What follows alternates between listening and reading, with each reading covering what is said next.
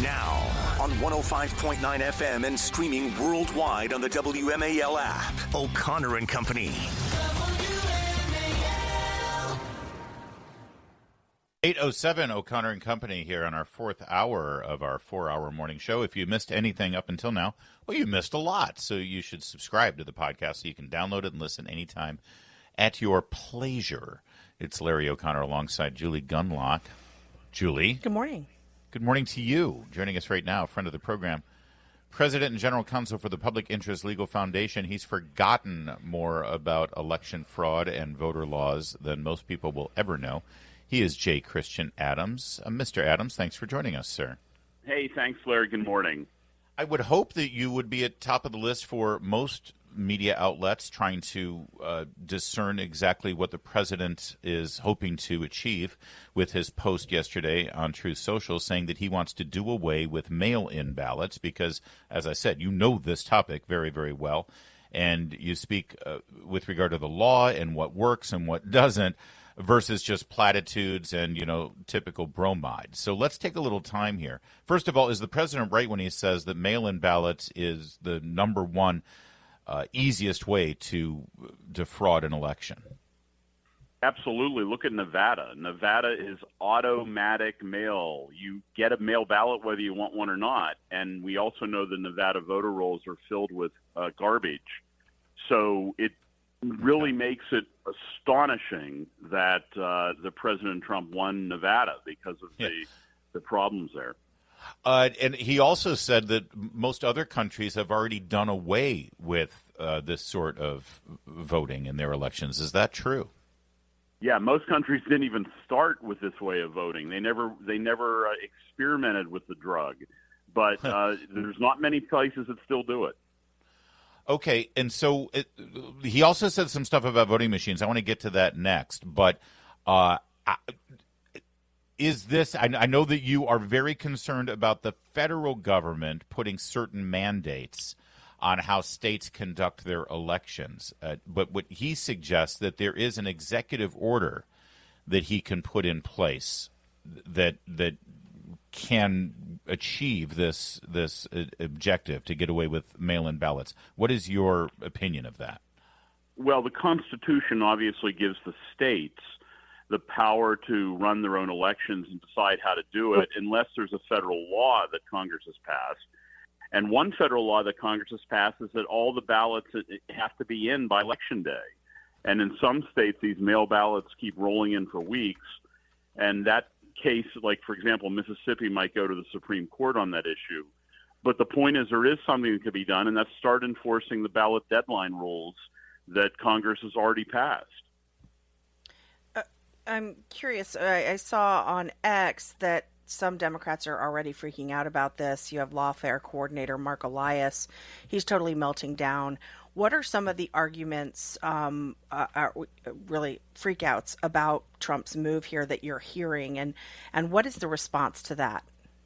Well, look, Julie, one of the things is they've invested so much infrastructure dollars into creating a mail system, a chase system, and that would throw everything Mark Elias has built up over the years to promote this system down the drain. And so obviously they're freaking out because they rely so much on a decentralized election where you can't watch what's happening. And that's what mail voting is.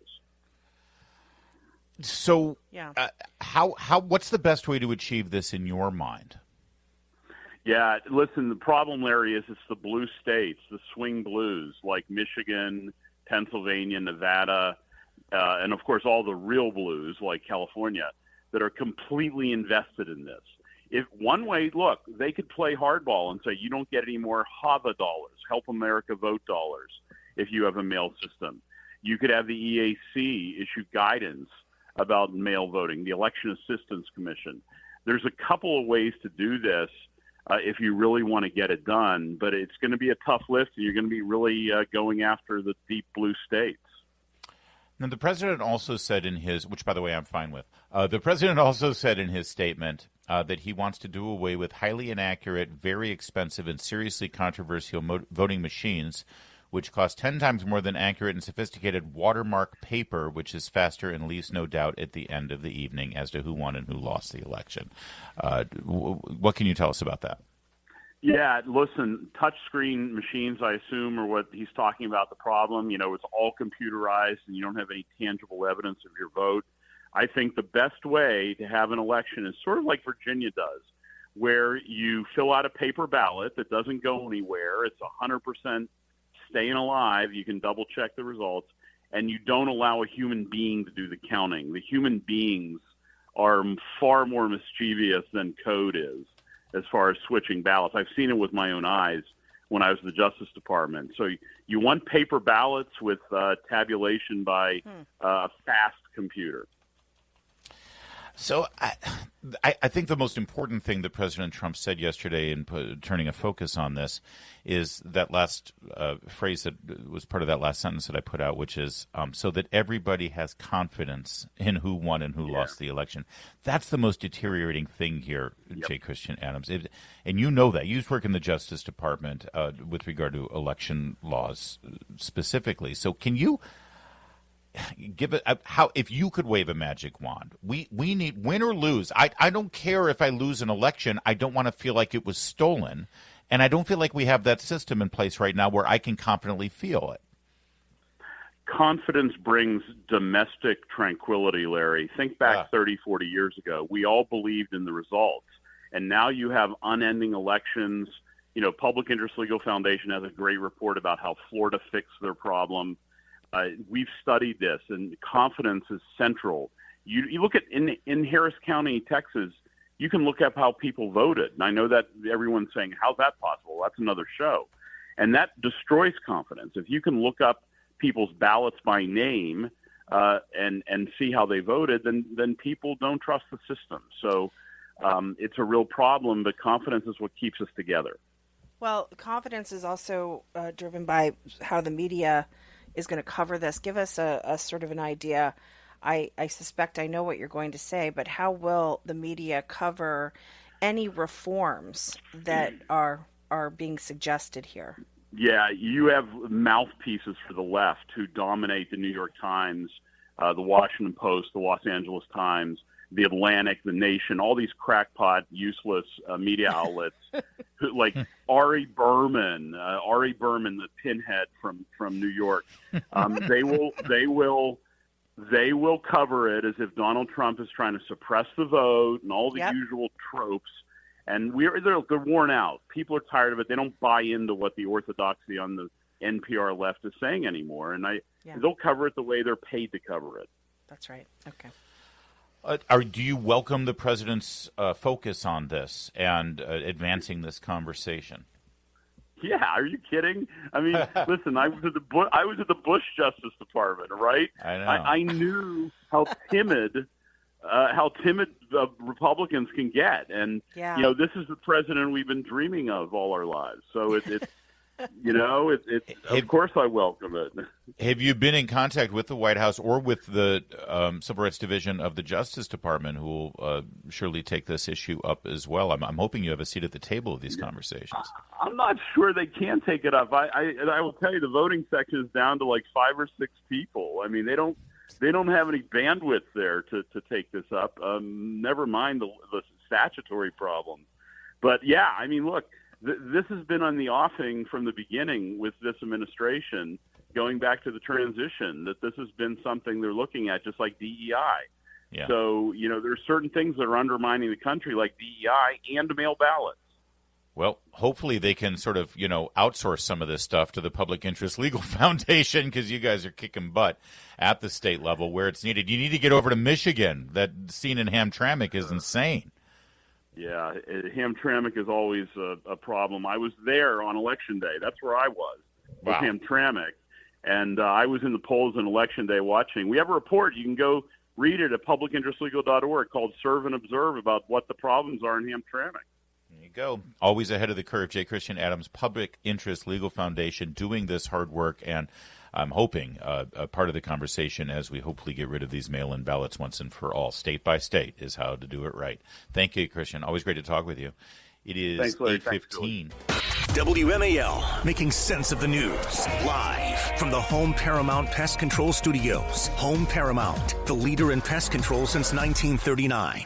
Yesterday, U.S. Attorney for the District of Columbia, Jeanine Pirro, she still calls herself Judge Jeanine, by the way, which I love. She's Judge Jeanine. I love her. She put out a social media video giving an update on the arrest activity in the past week after the new cooperation between federal law enforcement officials and the Metropolitan Police Department took place. She gave us some weekly numbers as well as just over the weekend. Take a listen to Judge Jeanine. Hey everyone, this is Judge Jeanine filling you in on what's going on in the surge in Washington, D.C. We're at more than 400 arrests over the weekend, 127 this past weekend with our federal partners and this cooperative law enforcement effort. We seized 21 illegal guns. We've made arrests on warrants for homicide, sexual predators, drug trafficking, illegals. If you want to be in D.C. and you're a criminal, you're not welcome. I love it. And I just love the fact that we have a U.S. attorney posting videos like that, saying that, instead of saying, you know, we're very concerned about the troubled youths out there who are carjacking, and we really we want to feel their pain and understand their rage. So if you are remember the last time they put out an announcement about carjacking, it was to encourage people to get air tags for their cars so they could retrieve them after the fact. Yeah. Be smart, people. Label your cars. Make them trackable. Meanwhile, WJLA sent a reporter out to get some man-on-the-street interviews, but of course it was all, around the Capitol Union Station. It was a bunch of white liberal hand-wringers who were concerned about the troops in the streets. Take a look. This is classic. Listen to this, cut 16. Yeah, you have young people who rob CVS's, and you have young people who will go and take down a 7-Eleven. But the answer isn't pouring the National Guard in here. The answer is programs that raise kids up. That's right. The government, right? Government programs. That's the answer isn't enforce the law. The answer as if billions haven't been flooding into this city by the federal government with programs. Oh my gosh! You carjacked a car and violently ripped a middle-aged mother out of the driver's seat so you could go on a joyride. I am so sorry that we haven't lifted you up with more government programs. Oh yeah, you sexually assault a woman. Well, it's because there wasn't a program. That's right. Meanwhile, Secretary of Transportation Sean Duffy posted a photo of National Guardsmen patrolling a metro stop at Foggy Bottom in George Washington University. And I saw people commenting on this saying, what are they doing there? There's no crime there. Look, it's a empty, clean platform. There's nothing happening. It's like, that's the point. Because they're there. That's why there's no crime there. Because they're it's just like a show. Yes, a show of force, a demonstration that we're enforcing the law. They really are moronic, aren't they? They really are morons. They really are morons. And that guy, just because you steal something and just because the answer isn't like prosecute. No, actually, that is the solution. People, that is the solution. This is a guy who's probably never been robbed. Okay, we had Greg. Of course not. He gets security in his building. He's got gates. He's got every single one of the reporters who's like, it's just a show. It's just a show. They all live in a building that has cameras and gates and a doorman.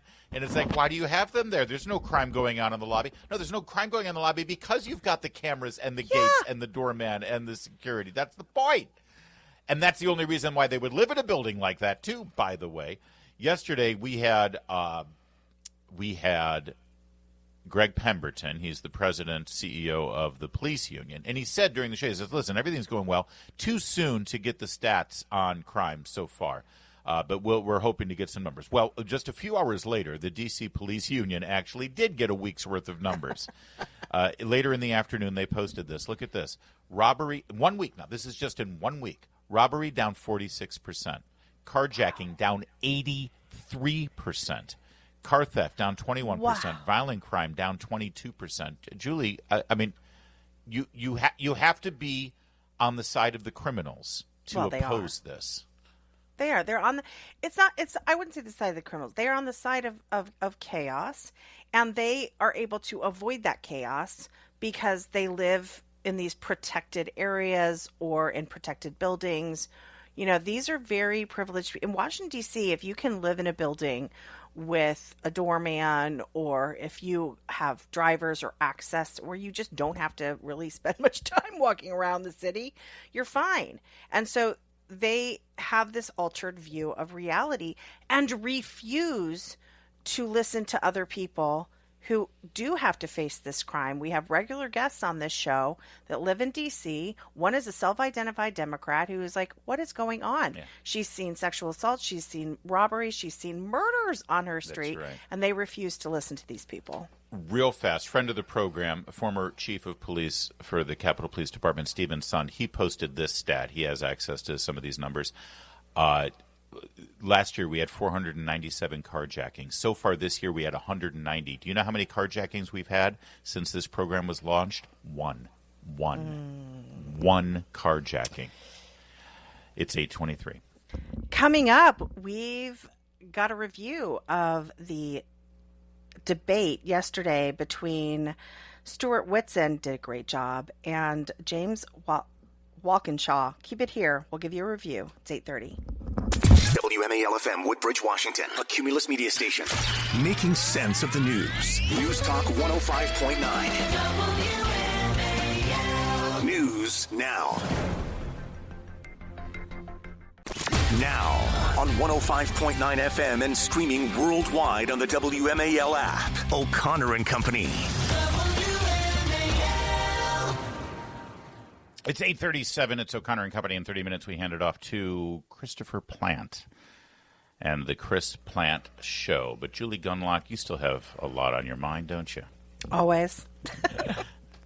You know, we talk quite a bit about the Virginia governor's election coming up in November, but we're in early voting right now for the special election for Virginia's 11th district. That, of course, the seat vacated by the late Jerry Connolly. Now, his hand-chosen successor, one Fairfax Supervisor James Walkinshaw, who has been groomed and primed for this spot by the Democrat machine. He's hoping to just sort of inherit this seat. But he is facing a formidable opponent in Republican candidate Stuart Whitson, and they finally had a debate last night. And I want to give you as much as I can out of it in the time that we've got. Make no mistake, though, Walkinshaw is using the same strategy as Abigail Spanberger. He's not even running against Stuart Whitson. He's running against Donald Trump. That's right. He's running against Elon Musk. Yep. And he's trying to make this entire thing about Doge and government efficiency. But like I said, Whitson knows his stuff. Take a listen. Cut 20 here. We'll start. I'm James Walkinshaw. I'm a lifelong Northern Virginian, the longtime chief of staff to Congressman Jerry Connolly, and currently a member of the Fairfax County Board of Supervisors. I've spent my career delivering results and making our community an even better place to live. But today, our community is under attack. The Trump administration's reckless Doge job cuts are impacting our families and our small businesses every day. We need a member of Congress willing and able to fight for us in this moment. Yeah, first of all, to suggest that he has spent every day making Fairfax County a better place to live over the course of his 20 years. Do you think it's better, right? Are you better off than you were 20 years ago, Fairfax County? Seriously? Yeah, and also, let's also just take a moment to consider his first statement. I'm a long-term employee, long-term staffer of the guy who used to have the position.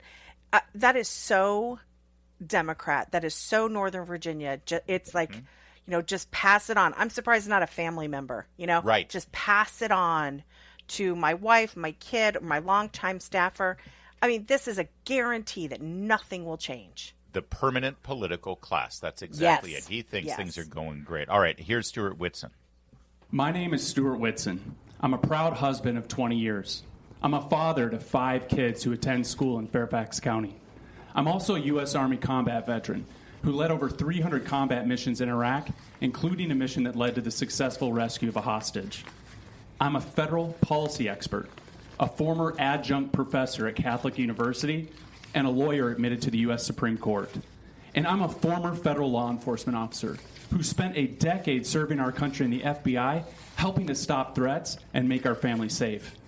I'm running to serve the people in our district because we need someone who will make us safer, someone who will make our lives more affordable, someone that will empower parents and protect our kids.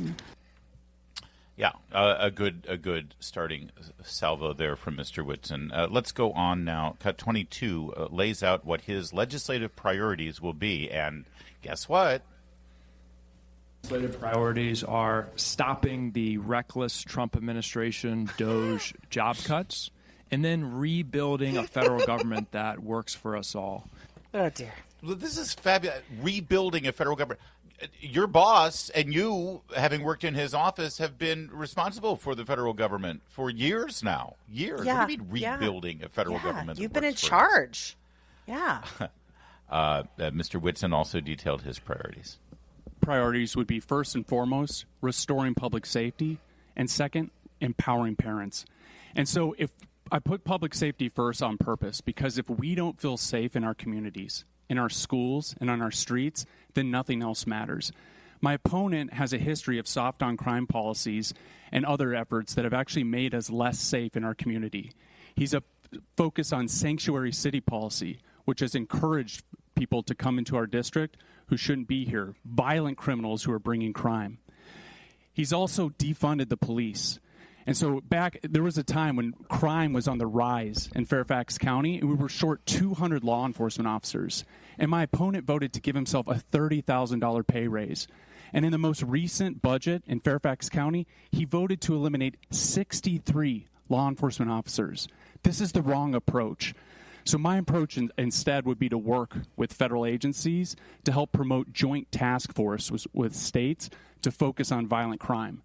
I'd also strengthen criminal laws to make sure that the most violent criminals are taken off the streets and kept off the streets. Recently, we had an abduction in plain daylight at Fair Oaks Mall. This was a person that had 30 prior convictions, and he was released with no bail. That is a big problem. That's something we have to stop. And so that's something I'll be committed with. Thank you.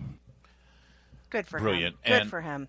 Absolutely good for him. And it's just, God, voters, I mean, I understand it's a machine. The Democrats have a machine in Fairfax County, and it doesn't matter who it is as long as the D is there. But my God, man to man, there's no comparison here in terms of qualifications and intelligence and integrity.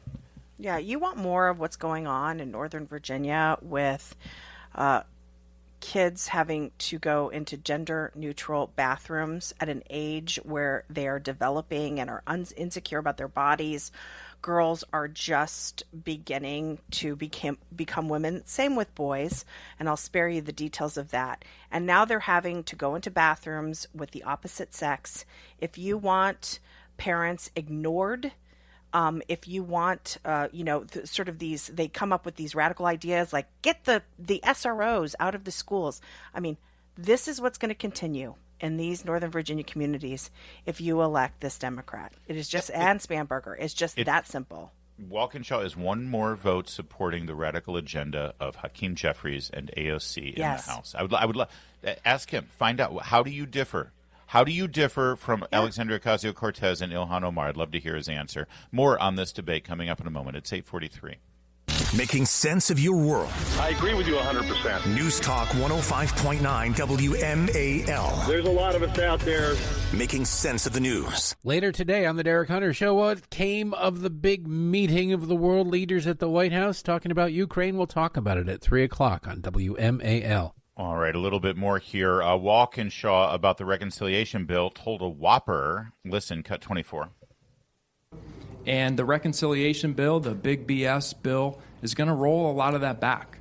And it has a serious impact on our schools. As you noted, Medicaid provides critical funding for health care for kids who are in our schools each and every day. And I'll point out what this bill does. It's really insidious. It establishes a series of work requirements, which aren't really about getting people, as Stewart says, anyone who doesn't have a job is sitting on the couch all day playing video games. I don't think that's right, but that's what he says. It's insidious to have work requirements. I cannot believe that line. Well, it does. Well, it undermines Marxism, so I guess. I guess so. Yeah, maybe. Yeah. Stuart Whitson, real fast. Let's get as much in here as we can before we run out of time. Cut 25. And so just to address a fallacy, the passage of the One Big Beautiful Bill did not cut Medicaid. So even after passage, and this is a talking point that's parroted time and time again by the left, but it did not cut Medicaid. And so the One Big Beautiful Bill, even after that, Medicaid is going to go up by 25%. Thank you. Even after the One Big Beautiful Bill. And here's another key. But the tragedy and the real insidious thing is, Julie, all of those illegal alien criminals who are in our midst, they're going to lose their free health care. And James Walkinshaw is shedding tears over that. The choice is so clear. So clear. Come on. Virginia 11. Let's Get out do it. there. It's 8:52.